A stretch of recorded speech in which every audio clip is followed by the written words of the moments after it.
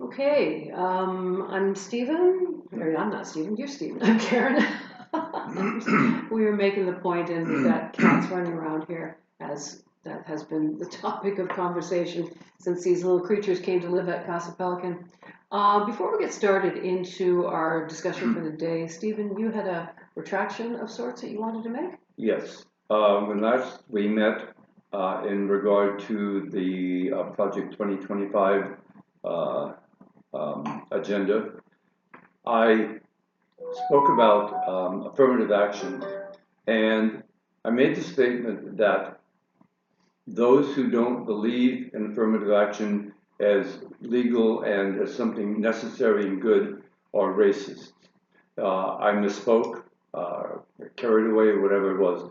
I apologize for that, and while I'm certain that there are some who do fall into the racist category, it was wrong of me and unfair, and not something I really meant to say that everybody, or imply strongly that everyone must be racist. I don't believe that. So to those who oppose affirmative action for good, honest reasons and that are not racist, I apologize to you. Duly noted. Okay, so again, on that note, going back to our earlier discussions about Project 2025 and just trying to unpack it a little bit and understand where these people are coming from, we're just sort of going down the list of a number of the things that the writers of this particular document think are the characteristics of the people that they need to combat, or they need to draw their proposal up to deal with, that being the woke revolutionaries. And one of the things that they talk about fairly frequently and refer back to is what they consider to be government overreach. And some examples of this would be mask mandates during the pandemic, vaccine mandates in schools, trying to ease out the use of gas-powered vehicles, encouraging renewable energy research, these types of things. So, interestingly enough, that just to talk a little bit about how the overall vision of the government looks for the people who wrote Project 2025 is a much smaller footprint, a much taller government, but very, very narrow, all at the pinnacle of one person at the top, that being the president, and that everything underneath that person is meant to be going in lockstep with their policies and their philosophy, including all of the government institutes, all of the departments. So regardless of what the experts who've been working in, say, the Department of Health and Human Services know, or the Department of Education know, throughout their experiences and their research and their knowledge and education, screw all that. It's about what the president says is supposed to be taught in schools, is supposed to be researched in hospitals and institutions. It's supposed to be embraced by the judiciary and the law. So, which to me is kind of interesting that they suggest that the woke mob, as it were, is all about government overreach. And the irony is that what they're promoting, in my esteem, is like the uber version of government overreach. What say you? Let's say I say that what I want to say, I'm not going to say. Oh, say it. Maybe later. That impish look. Impish look. Um, these people, when the country was founded, when there were 2.5 million people, not 335 or 40 million people, when there were 10 million people, 50 million people, life was simpler. Yes, we did not, or probably did not need as much government as we have now. It ain't then, it's now. 340 million people cannot be governed by, I gotta catch myself. I really don't think I can say what I want to say there. But suffice it to say, they can't be governed by one person and one person's ideology. No, not at all. But that's not what I was going to. Damn it. Maybe I have to say what I shouldn't say. Okay. Bear with me. Damn the torpedoes, Stephen. Damn torpedoes. If for the 2025 or this 2025ers to say that there should be less government, first of all, it's stupid if they want to match their statements with reality. As Karen just said, what the hell do they think they've been doing for 9 months? They haven't been reducing government. Oh, they've been firing people, plenty, sure. But several 100,000 that have been fired so far, that makes a difference. But what makes at least as much difference and more proximate difference is the deployment of thousands of troops into different cities, into different states. Tariffs, which have just upended not just this country's economy or will, but the whole world's. What are they on? What are they smoking? Or maybe they're not smoking enough of it. I don't. These people simply do not seem to be dealing with. Well, okay, see, they don't want to be dealing with reality, but why don't they want to deal with reality? I mean, do they think that the rest of us are stupid enough to not recognize that their view of reality is not real reality? It It does sort of seem like they're smoking crack. It's just something's going on there. There's just a huge disconnect. And I mean, if one wants to talk about how much government there should be, I mean, if one wants to go back to the beginning of the country, up to the present, I don't. Oh, I'm not going to quote it. Forget it.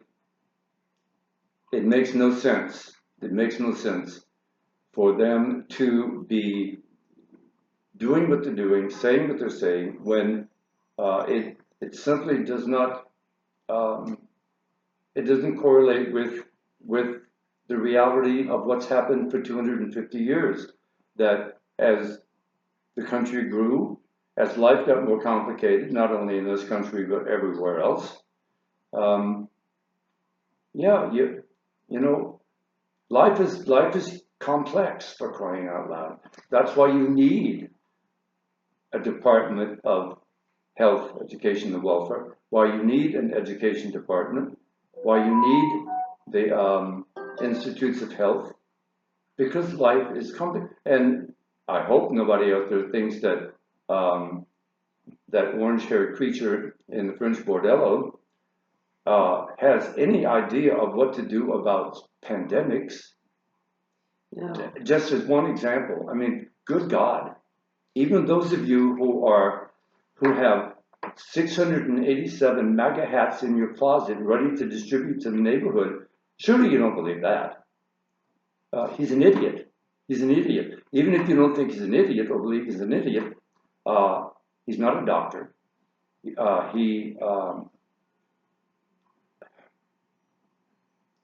And the people that he has hired, the people that he's put in power, They're simply clones of him, and in directing each and every department that they're directing.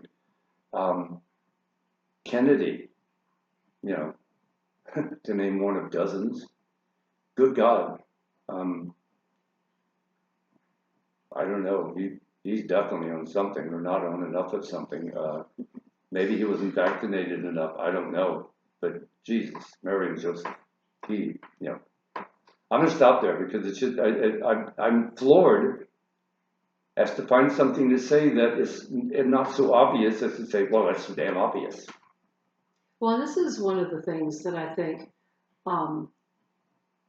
in looking at the narrative as it's being played out in real time right now through government, it seems to me that the perception is maybe coming from a point of, well, look at somewhere along the line, America went wrong. You know, we gave citizenship to people we shouldn't have. We let women have the vote. We're letting people into the country who don't look like us, and we should just nail all of this stuff down so that we have control over it, so that we don't lose control anymore. And this is, to me, is all coming from white male supremacy, you know, sort of Christian nationalism. And dealing with reality is not a problem under those circumstances when you're absolutely perfectly well prepared to just change the narrative and change the perception and just change the statistics and change the video and just do the propaganda bit, right? If you don't want people to see everybody dying, if you don't want people to see, because we're just talking about pandemics and such, you know, the number of people that I heard during the pandemic denying the number of people that were dead as a result of COVID was just shocking to me, you know. And but I think that this is part of where the new narrative comes from. It's just like, look at, you know, none of this is going to be a problem. Dealing with reality isn't going to be a problem. We're just going to tell people who you're going to believe, me or your lying eyes, right? And this is what these propaganda networks like Fox, who's, you know, arguably vacillates between trying hard to be a news network and failing miserably at it, and OAN and Newsmax, which are not trying at all to be any of that. So when you have very, very powerful outlets for communication that will do whatever they're told, and they have a huge viewership among people who want to be outraged, and among people who are low information voters, then it's kind of easy to feel like you have great control over whatever it is that's happening. And, you know, indeed, Rome may be on fire and Nero may be fiddling, but, you know, if people are watching the stage show and not paying attention to the flames, then it can seem like everything's okay, when in fact it's really, really not. So, to me, it's about the irony of what kind of government overreach is okay and what kind of government overreach is not okay. And obviously, and we're seeing this play out now with preparations for the midterms, with you've got Texas and Florida and a bunch of other Republican states that are going to gerrymander to tilt the playing field, and now California is going to do it too. And this is going to be like the steroid Olympics, you know what I mean? It's going to be, hopefully, it will have everything so ridiculously gerrymandered that even the most MAGA of maggots can come out and say, wait a minute, this sort of seems like it's cheating to me. And maybe we'll get rid of gerrymandering because it really, really is cheating. I don't care who does it. I don't care how it's done. It is cheating. Partisan gerrymandering is cheating. You're denying the will of the people. So that's all there is to it. I'm hoping that with the horrifying debacle that's going to happen between now and a year from now, that people will become really outraged by that from both sides and just say, look, we need to stop this. And nobody cares about, you got to push your agenda, you got to push your agenda. The reality is that this country is divided, and it's not divided 90-10. It's divided, I mean, it's not even, but it's pretty close to even, if we are to believe the polls. So we just need to understand that there has to be a way that we can encourage a government of cooperation, of collaboration, and of compromise, so that the vast majority of people are going to get part of what they want, and the vast majority of people are also going to be disappointed by something. Frequently you read in books about negotiation that if everybody walks away kind of pissed off, it's probably a really good solution. So if one person gets everything they want and the other people get nothing, that's a bad solution. And that's where we're headed right now, where it's Trump's way or the highway, and, fuck you if you don't buy it. So there's a lot of people who are saying, nah, I'm not okay with that. And I'm an American and I vote and I want my vote to count. And I'm going to do everything that I have in my power to make sure that that's going to be what my realization is. So the irony is ridiculous. They don't like government overreach. They don't want somebody saying, for the good of the public, put your goddamn mask on. And yes, during COVID, there were all kinds of things that we didn't know, and blah, blah, blah. But the idea that, for instance, vaccines for children should be questioned is like, I never understand why people who have absolutely no medical training, have never worked in the healthcare industry, have no expertise and no experience, find it appropriate in any way to go out and, do their own research. And by that means following a bunch of crackpots on YouTube and say, no, you know what, they're trying to, to con us. It's like, oh my God, the people who actually are trying to con you are the people that you're caught hook, line, and sinker with. So, oh my God, expertise is important. And we need to get back to being an intellectual society that understands the importance of freaking education and experience and knowledge. Stuff that makes me crazy.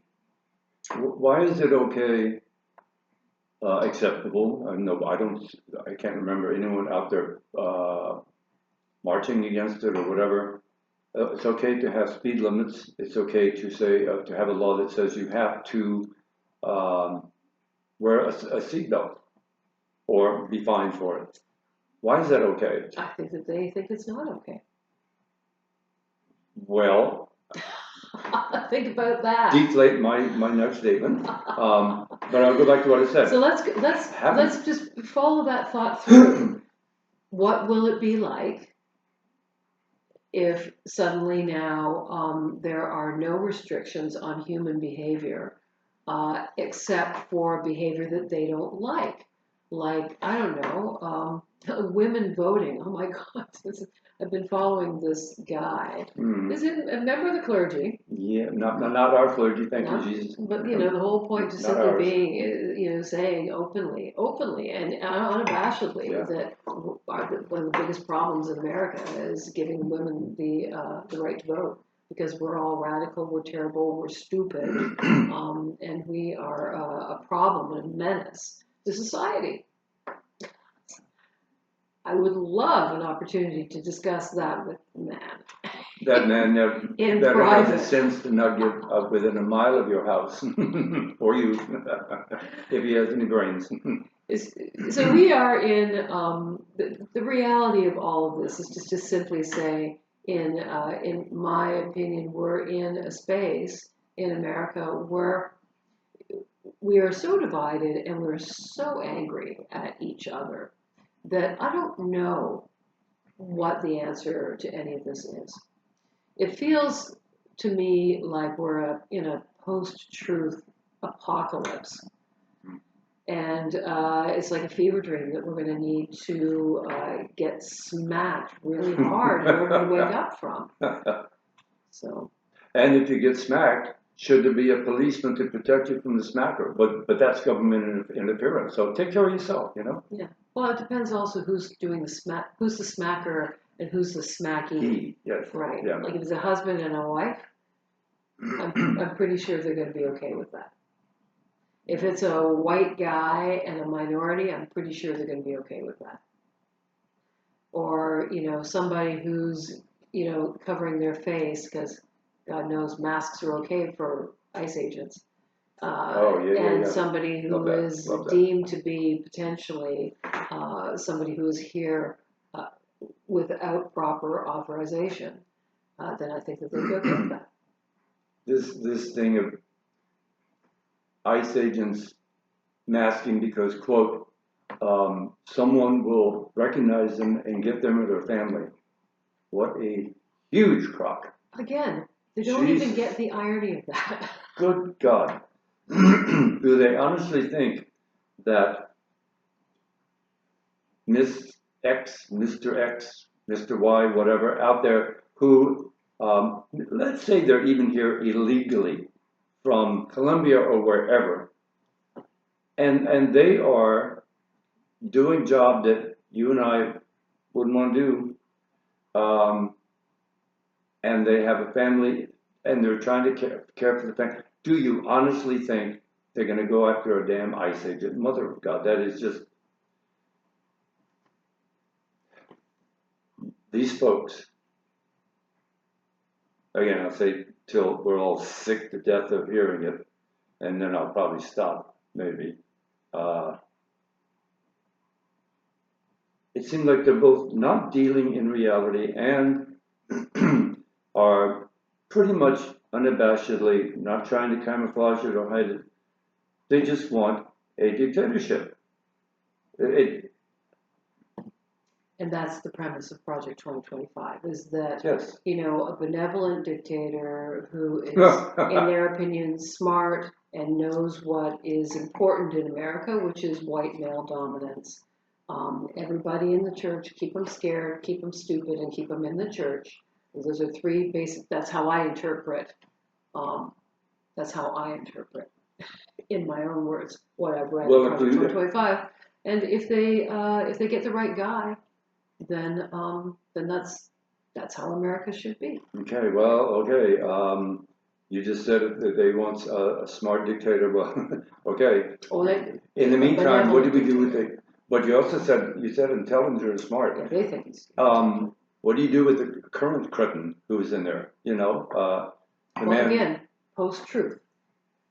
They think he's brilliant. And there's a lot of Americans out there who agree. Yes, enough to have elected the creature. Yeah. Drones. Speaking in the microphone. Yeah. Is that a real Ice cube? Ice cube? Might not be. It's not melting. Oh dear.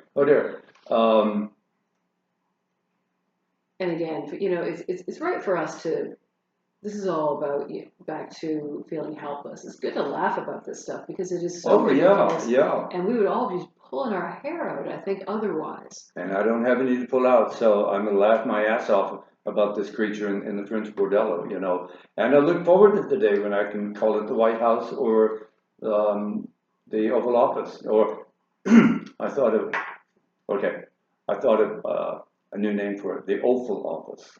OFFAL. The Awful Office. Awful means basically shit or decomposing crap. That's what awful is.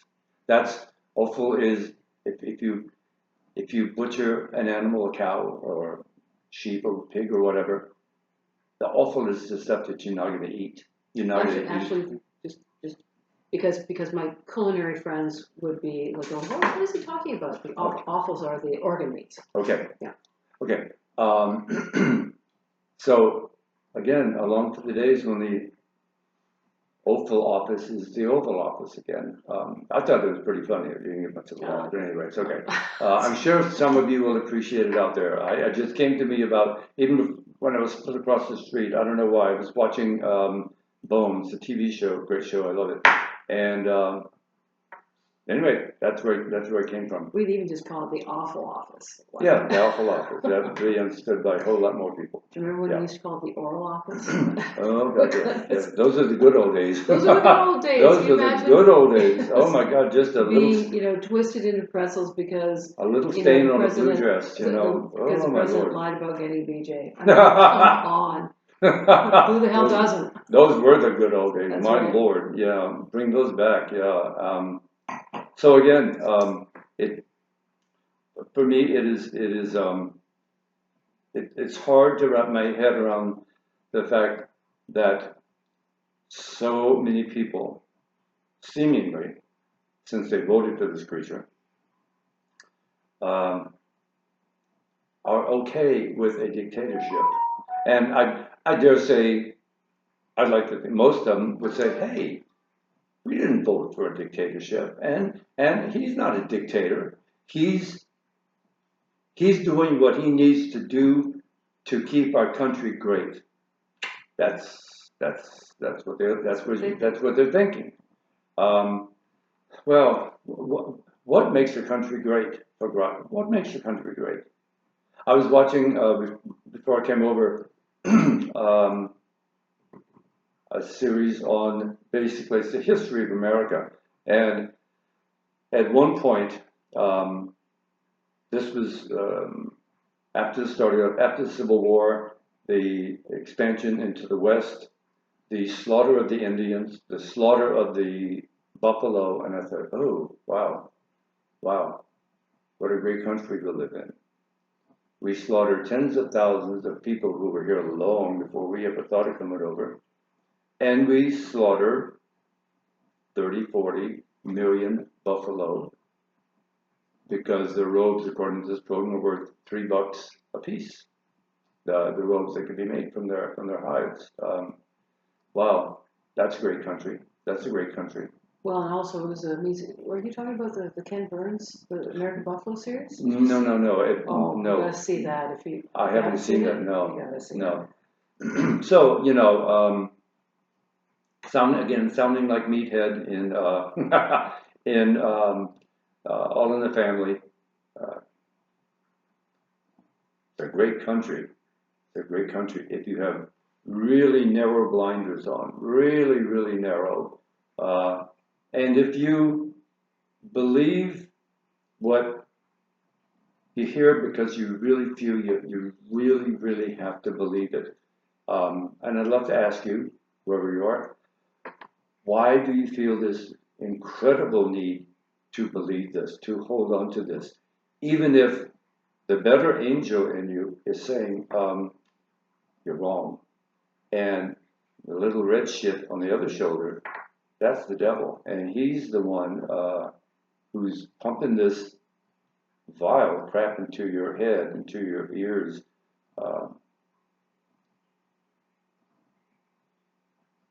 Again, I always go back to some friends of mine who, again, God love them, will never hear this broadcast.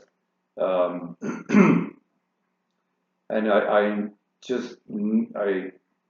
I know these people so well, and there's not a mean bone in their body. So how the hell did they end up here? I don't understand it. I have no idea. Well, and again, I think that it's about, what we're trying to unpack here is, I think that we can all agree that in general, people have a handful of things that they all want in common. We all want to be happy. We all want to be safe. We all want to be healthy if we can. We all want to, I think we all want to try and make a better life for our children. And I think, and that was maybe debatable. And we want to basically kind of be left alone. So part of what we're trying to unpack here are the things that make the authors of Project 2025 think of as the definition of the people that they are against. And in terms of government oversight, they're not okay with things that the government in the past, under Democratic presidents, have wanted, and some Republican presidents too, but that they have wanted to institute as safety measures for the greater population. They're not okay with that. They don't want that. That to them is stepping on their freedoms and their privileges as an American. But by the same token, they have no problem whatsoever with stepping on the rights and privileges of other people that they are not affected by, like banning books out of schools, like banning abortions, like banning same-sex marriage, like banning birth control. That's coming. It's coming. Trust me. And same-sex marriage, that's coming. It's going to be gone. So, I mean, these are things that this group of people don't have any problem taking away rights if it's not affecting them personally. So this is, in my view, and, tell me if you think that I'm wrong, but I'm pretty sure I'm not. This seems to be based in a really prejudicial view of America. That it's really, really only for white, male, Christian guys who have money. I was going to say, I'm glad you added the last part, guys who have money. Guys who have money. That's big. That's a biggie. Yeah. And it's interesting. I've been listening to some podcasts lately, and there was a guy who wrote a great book recently. I heard him interviewed on NPR the other day about how, the whole bro culture and how people who are just like bazillionaires, how their obscene wealth protects them and isolates them from reality, so that they feel like, well, why would I agree to listen to what an expert in the field says? If they're such an expert, why aren't they a billionaire? Ta-da. And they have this idea, the cornerstone of their life is believing that making money, having, $1 billion or hundreds of billions of dollars, makes them the smartest person in the world. I think we know who I'm talking about here. And I mean, it's just absolutely not the case. At one point, I want us to take on the tax code and talk about the tax code and why it is that in America, the rich get richer, the poor get poorer, and the middle class becomes invisible and dissipates. We will take that on at some point in time, but that won't be today. But for today, put on your mask, get vaccinated. It's all about unpacking who it is that you're okay trampling the rights of. So here's the thing that I want to encourage everybody to think about as we come to a close is if you are for taking some right away from somebody, I want you to take pause and think about who that person is. But think about them as a real live person. Think about them as somebody who might be a neighbor, who might be a family member, who might be close to a family member. And just imagine what their life will be like without that right. I'm just going to leave that there. I just want to throw something in, and it just came to me. I'm going to take to task, and I'll limit it to Catholics. Since I'm Catholic, I'm not going to talk about anybody else. The bishops of this country are a bunch of weenies right now. Not in a good sense. Not in a good sense. Because they're good weenies. Very good weenies. I read this morning on the Catholic News Agency, the bishop, the head of the new head of the Catholic Bishops Conference in the U.S., has come out with a statement, a good one, about the unfairness of everything that's going on, basically with regard to immigration. That's wonderful, and God bless him. But that's one bloody voice. Where there are 230 some bishops in the country, where the hell are they? Where are their voices? It makes me embarrassed. It really makes me very embarrassed. We Catholics consider them to be, quote, the shepherds of the flock. Well, the flock better head for the hills if they're depending on the bishop so far. There's very little being said by each individual bishop throughout the country. Whether it's in Chicago where things are what they are, Washington, D.C., L.A., it's scandalous. It's absolutely scandalous to me. And like I said, it's embarrassing. You bishops are there to be shepherds. And in the discourse in John, I think it is, on the Good Shepherd, it says that the shepherd lays down his life, the Good Shepherd lays down his life for his sheep. Well, very few of you are going to be asked to lay down your life for the flock. But damn it. Say something. Some guidance. Say something. It's embarrassing as a Catholic to have to say this, but what good are you? What good are you if you're not getting down with the flock, getting, as Francis said, how do you put it? The shepherds should smell like the sheep. I was not a great fan of Francis. God love him.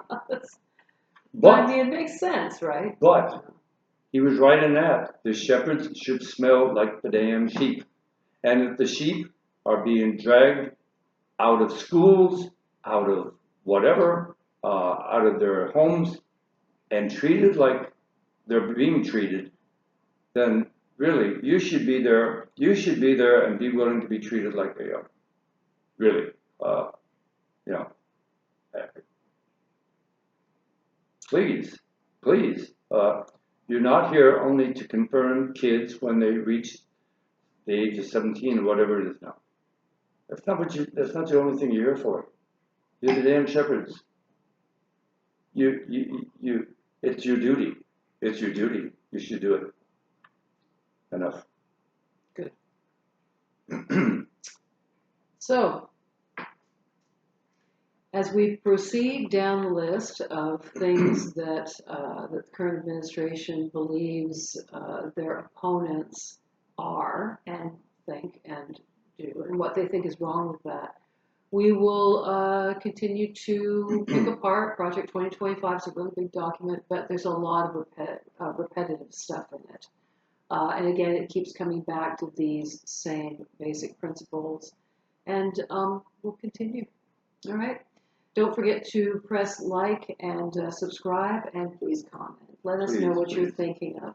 And again, we're still coming up with what we're going to talk about at our next meeting, which I think is on the 24th of November. And we'd love to see your shining faces and your enthusiastic discussions. So until then, à la prochaine. À tout à l'heure.